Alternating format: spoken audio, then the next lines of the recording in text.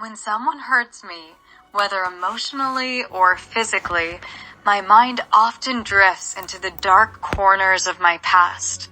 It's there that I realize how I've been trapped in the cycle of self-victimization, allowing the abuser to hold power over me.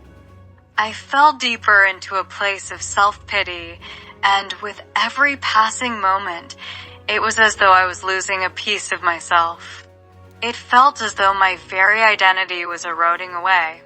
The only way I could escape this torment was by confronting that painful past, viewing it from a place of distance, and draining the river of negative emotions that had consumed me for so long. It wasn't easy, but I found that with each moment of reflection, I slowly regained control over my life. I hope that, if you're struggling, you too can find a way to release the weight of negative emotions and start healing. Every wound we carry leaves behind a scar, and those scars, each one, tell a story. They tell the story of survival, of resilience, of enduring despite the pain. They are not marks of weakness, but badges of strength. The scars we wear are proof that we've faced the storm and have emerged, even if we are still learning how to stand. The damage done by abuse is deep, and its impact lingers long after the harm has been inflicted.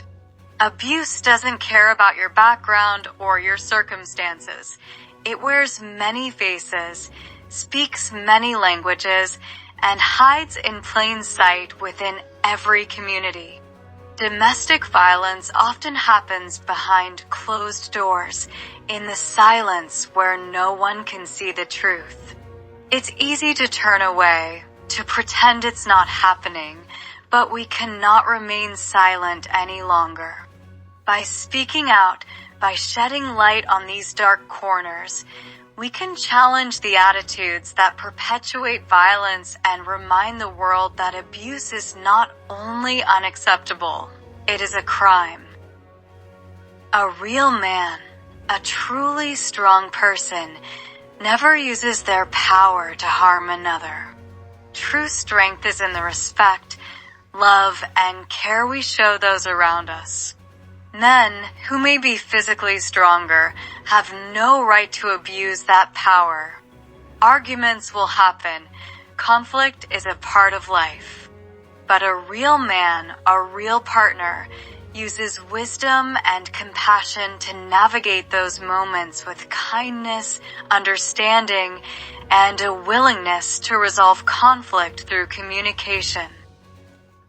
There is a universal truth that transcends every culture, every nation. Violence against women is never acceptable, never excusable, and never tolerable.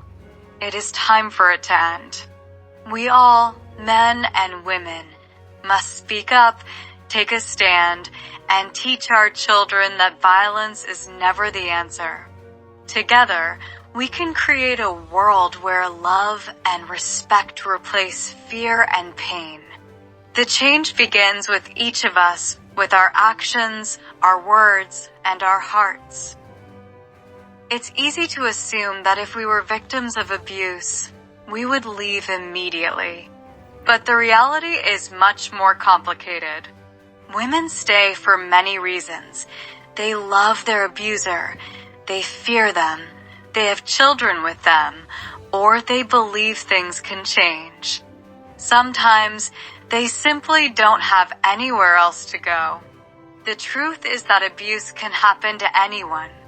It doesn't matter how well kept your house is, how educated you are, or how kind your neighbors may seem. Let's be clear. Love should never hurt. Love should never be defined by fear or pain. "He only hit me once" should never be an excuse, never be a reason to stay. Real love is not neglectful. It does not tear you down. It builds you up. Love is about kindness, respect, care, standing up for what's right, and nurturing each other's well-being. Real love is safe. Anything less is not love.